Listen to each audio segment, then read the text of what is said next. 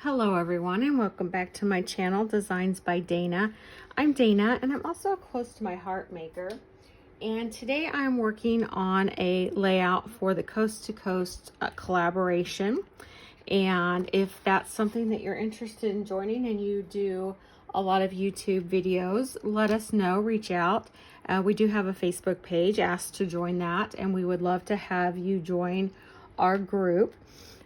So what I'm doing today, and just as a reminder, we started this program last year where we are using the Story by Stacy Story Deck. And for those of you that aren't familiar or might be new here, this deck comes with 4 basic categories of cards that you can use. We have a ready, a set, a go, and a bonus. And so what the concept here is that you pull a card from each group, and these are prompts that help you get motivated and move more towards your scrapbooking goals. So our group decided to continue with these prompts for 2024, but also add in some techniques to go along with these. So these are the cards that we've pulled for January. So for our ready card, we have seasons. The set card is an acronym. Go is complementary colors. And the bonus card is tools.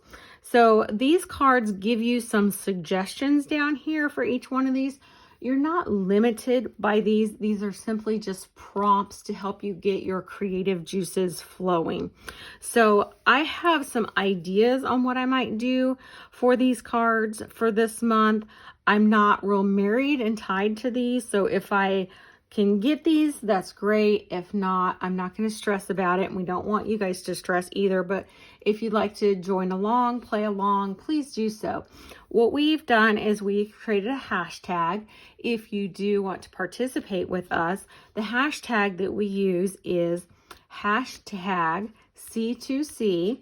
And then whatever month we're in, so in this case, it would be January, JAN for the abbreviation, a 3-letter abbreviated month.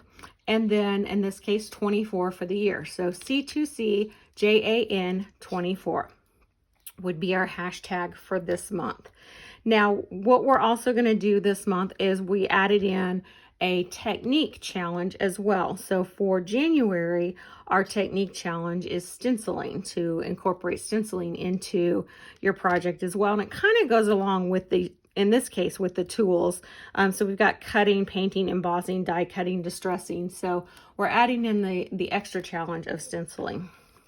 So we kind of move those up there, and I'm going to bring in my photos that I'm going to use. So I went with the seasons. And on mine, I'm going to kind of do holiday as opposed to winter. So I'm doing a couple Christmas photos. So this is a Christmas photo of us at my mother-in-law's, or she's kind of tucked back in there. We have to do a selfie stick to get us all in there.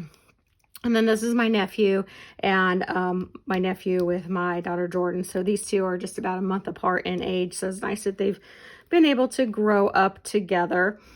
So this is the page that I plan to create. So I have a couple ideas of what I want to do. I'm not completely have it planned out yet, but we're going to see what we can come up with this. And I'm going to get all of this out of the way and get my papers pulled out, because I know what papers I do want to use. So we'll get started there, and we will be right back. Okay, so I'm going to use a piece of linen cardstock for my base page. And since our featured technique this month is stenciling, I'm going to use our brand new Christmas tree stencil for my background texture for my base page. So this stencil, you can see, has lots of different trees and sizes, but I've isolated it down to just one that I want to use. So I've taped around that one so I can just use that one particular tree and not get any other trees around there inked up by accident. So I kind of masked that off. And I am going to move this around and kind of randomly, but not so random, place that around my base page. So I just did a couple so you didn't have to watch me do all of those. And then we have a coordinating stencil that will give us a little pattern decoration for each tree. Now the base of the trees I've inked up with sage, and then I'm coming back in with acorn, and that may seem to be a little odd color combination, but I do have a plan and a vision for how this is going to tie together, so bear with me on that. And it does coordinate with the paper collection that I'm going to use throughout this project. So I'm just going to do a couple of these on screen as well, and I won't make you watch me do all of them, but I want you to just kind of see how I'm moving, again, the same pattern around as opposed to using all of the different designs and sizes of trees on the stencil. So a great way that you can modify your stencils, instead of using the whole sheet, you can just use a couple. So here I have cut several strips of paper. These are all cut at 1/4 of an inch. And what I'm going to do is I'm going to come in from the back side and kind of make strips on that open Christmas tree shape there. And you can see I'm starting, and then I realized, you know, this is going to be kind of difficult doing it from the back side. So I go back and I went ahead and laid out all of those strips of paper in the order that I want them to appear on the front side. So it's going to make this process on the back side go a little bit easier and quicker, so I don't have to flip that back and forth so many times.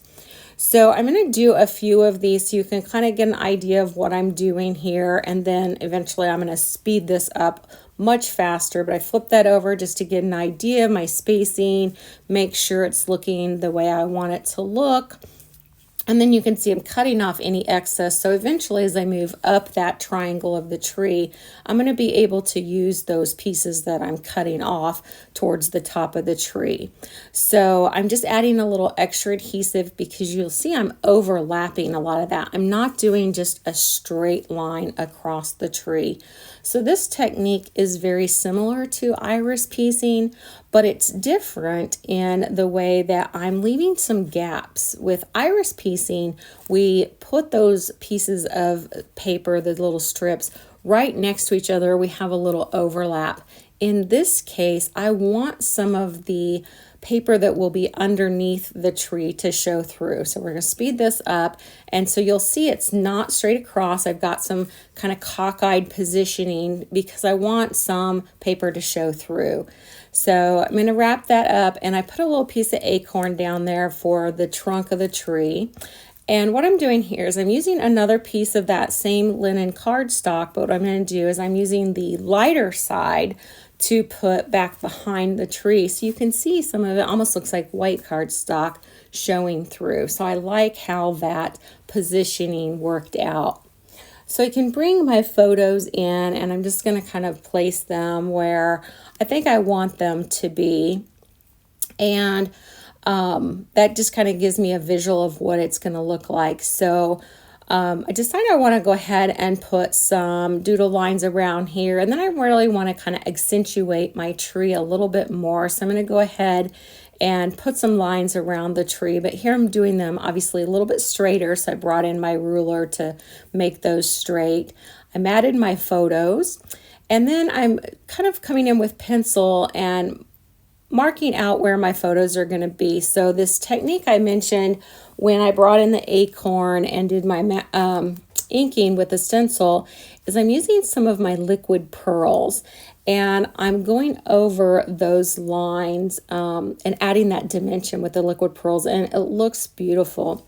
Cut out a lot of that because my head kept getting in the way of the camera. So moving on to my embellishments, I used the Christmas die cut, and I layered that and the star about 5 times, so it has lots of dimension. And I wish I would have showed you on camera, but these are the new white word strips that I'm using here, and I'm just adding some more acorn ink just to kind of distress them up a little bit. And then I'm bringing in my keyboard Kraft alphabet. So I love these. I've had them for years. I'm going to be really sad when I run out of them. But what I want to do for my title is it's going to say A Very Terry Christmas, and then I'm going to have the year. So here I'm working on A Very Terry, or A Very goes on one, and then Terry will go on another. And what you may or may not have noticed there, because my last name is Terry, Terry, the one that says a very, I put Verry. So I had to go back off camera and fix that, but they turned out really cute. So here I decided I want a little bit more texture, so I brought in a green shimmer brush, and I don't know what color green that was, but it was an older one. So I just added in a little bit of extra texture, and then now I'm just putting everything together. What I liked about this layout is it really didn't require a lot of embellishing. So I'm just bringing in my Barely Art glue here because that Christmas die cut was so thin. I needed a real thin placement glue. And of course, I need dimension on my layout. So I brought in my foam tape, adding a little bit of extra ink around the edges of those. I'm gonna pop those up, and that's really gonna wrap this one up. Okay, so here I am back with the completed layout, and you can see that I did not embellish this nearly as much as I normally do. Let me hold that back down so you can see the whole thing. So I normally put a lot of embellishments on my layout.